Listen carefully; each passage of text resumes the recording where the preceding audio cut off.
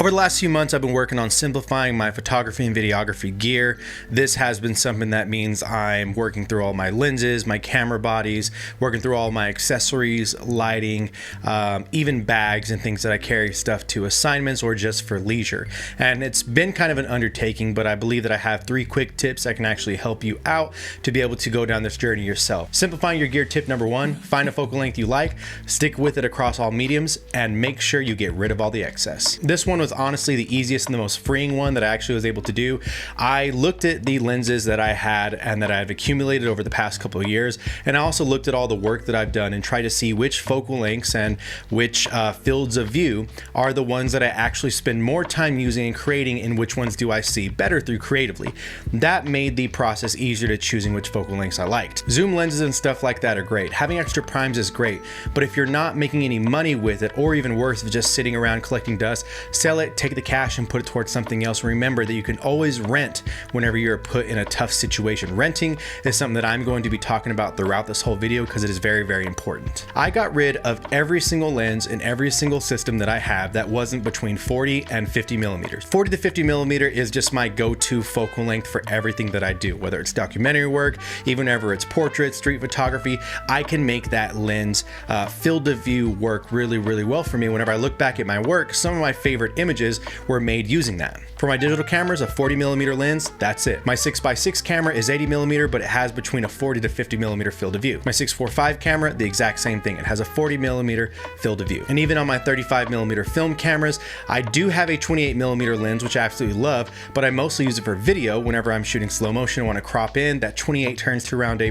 42-ish millimeter field of view. But I primarily have a 50 millimeter contact Zeiss lens that lives on my Contax 139Q that I was able to fix up, re-leather, and it's one of my favorite cameras of all time now. This just makes shooting easier because I already know the focal lengths that I see in my mind. I understand that everyone will tell you 35 millimeters is the best all-around lens, and it may be for you, but it wasn't for me. Too many times I felt like even though it was a great in-between, it was never long enough, it was never wide enough, and it was just frustrating to use. This is one that I will absolutely back no matter what. I think that if you look through all of your work, you'll see that in every single format, there probably is certain focal lengths, 1 or 2, that you absolutely adore. And maybe you're just a zoom guy and you always go back to that 24 to 105 or that 28 to 70 from Sigma. Whatever it is, lean into what works for you and don't worry about all the extra lenses that you're going to use on a rainy day, or this would make a cool shot, or that or the other. Let's just focus on buying and keeping the lenses that we actually use and the ones we absolutely see in our mind whenever we're framing things up and creating composition before we ever put a camera to our eye. Simplifying your gear tip number 2. This one is probably one that a lot of people will push back on or not understand, but if you haven't used it in 3 months, get rid of it. I understand there are going to be a lot of people that work and do jobs and say, but I use this multiple times throughout the year. It's few and far between, but it's paid for itself. It's done really well. I really like it. Listen, if you haven't used it in 3 months, you're not either working consistently enough to justify it, or you're not using it in work enough to justify it. And both of those are pretty bad. I understand that there, again, is this whole fallacy that, well, if I buy it and I paid for it in a shoot with one job, then that means I don't have to worry about it anymore. And that means that, you know, now I'm just making money off it, but you didn't. You lost money on using that. If I spent $3,000 on a lens, but I made a $4,000 on a job, now if I would have just rented that lens for $100 for a 7-day shoot, I would have walked out with $3,900 versus just $1,000, and I would have been able to rent that lens any other time I needed to use it. And I understand that's not all gear, but you know the gear I'm talking about. Maybe it's that follow focus system that you purchase, maybe it's that rigging system you purchase for video, maybe it's those lenses you purchase for photo, maybe it's lighting, etc. I actually just sold a whole bunch of lighting kit, whole bunch of lenses, a whole bunch of things that I purchased because I thought I'm going to use it, and never came to use it in the way that I wanted to. Sometimes you just got to take the L and keep it pushing. Now, that's not to say you won't do this later on, or that maybe something happened that completely ruined the justified purchase that you had to make. But sometimes, like I said, if it's not making you money, sell it. Make that money back, and then you've always got the option to rent it, or maybe in a few months, few weeks, K&F will make a cheaper version that you can buy and actually afford. So yeah, any lights, backdrops, any of those cages, any of the soft boxes and stuff like that, if you're not using it, just get rid of it. It's going to be a benefit to you. Simplification tip number 3 is the one that I think is going to be the toughest for most people to align to and understand off the bat. But simplification doesn't mean less. Sometimes it just means buying the right thing. So go out and make that right purchase today. Now you may be thinking, but D, you just said getting rid of stuff, simplification, blah, blah. Listen, simplification can be something as simple as you've been putting off making a simple purchase, whether it's for lighting, whether it's for photos, for backdrops, whether it's a lens, and you've just been getting by on something else and you've had to create a workaround or you've had to jerry rig things.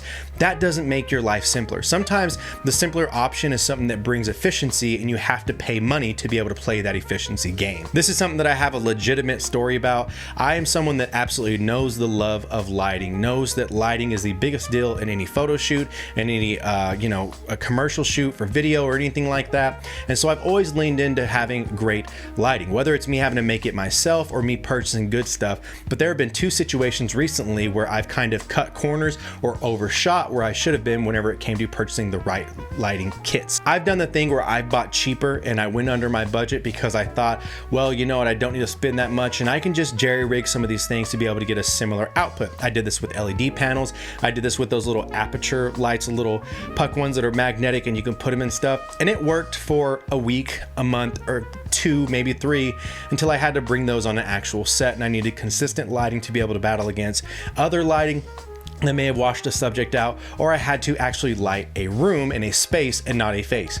Complete and total dud whenever I did that. Instead of purchasing the lighting that I've wanted to purchase for travel that could have made things look great, I made the mistake of purchasing against that because I thought I'd save a few bucks. I would have been more efficient and I would have had a better look in my image if I would have just bought what I knew I needed to buy immediately on first try. The second example I have about this is I went overboard and bought one of those big giant constant lights, like those apertures, and I'm not going to say the brand name because I'm not trying to diss anyone, but I bought a big giant light from one of these brands. That's a great light. It's 200 watts. It's super duper nice. It's compact-ish.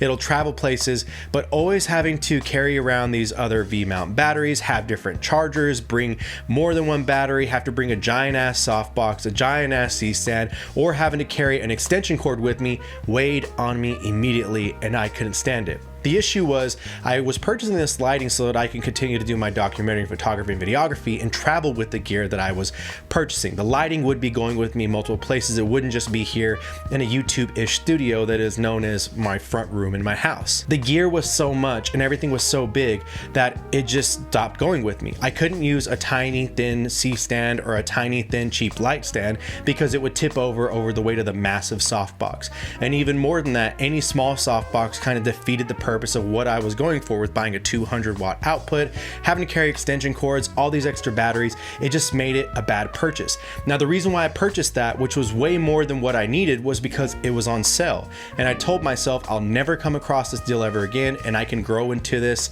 It didn't happen. Yes, it was good light. Yes, it's technically better than the lighting that I have right now, but regardless, it wasn't the right lighting for me. It made things more cumbersome. Even though it had more features, better lighting, more clean lighting, it was too cumbersome from the standpoint of actual use. It made me less efficient and it completely took away the simplification of something as simple as a key light on someone on a set in San Francisco. But I went out and bought the small rig RC60 lights, which is what I'm using right here. I have one on me. I've got some negative fill right here, and I've got one pointing towards the wall to act as just a little ambiance light to light the space and everything. But I bought these 2 little lights and I'll maybe show them on the screen. I'm going to do a video about lighting, so I'll talk more about them there. But they have a ton of cool features. That's great. But the biggest thing is they're small, they're rechargeable, and I can plug them in to USB-C with a phone charger or with a battery power bank, and it works for me. And again, I mentioned it before, but throughout all these things, it's not so much about getting rid of a whole bunch of stuff. I did get rid of a whole bunch of things, but I still have a whole bunch of gear that is necessary for me to continue my jobs. Spend your time curating the right gear for you. And spend your time curating the right gear for you. And you'll know if it's the right gear for you because it'll be in constant use. A lot of times we buy rainy day things. I'm getting this in case this, or I'm getting this because this, or oh, I'm gonna do this one time, I might as well buy this because I've been wanting it. When again, renting will probably save you money in the long run. So yeah, I hope you guys enjoyed this video and I hope you understand where I'm coming from. I personally am making a pivot on where I'm making my money in the creative space, and therefore my gear has to line up with that. And so during that time was a great opportunity for me to kind of assess what I have and do the simplification thing. And then on my personal side, I have started shooting probably about 90% again, all film. You may not see the images. I don't really post much of my film at all, if anything, but there's some few things that I did, some subscriptions I subscribed to, and some new gear that I bought that we'll be talking about over the next few months. So if you have any questions about any of these transitions, have any questions about anything to do with purchases to make or anything, leave them below in the comments and I'll get to them. I appreciate your time. Remember to take it light, but take it, and have a good one.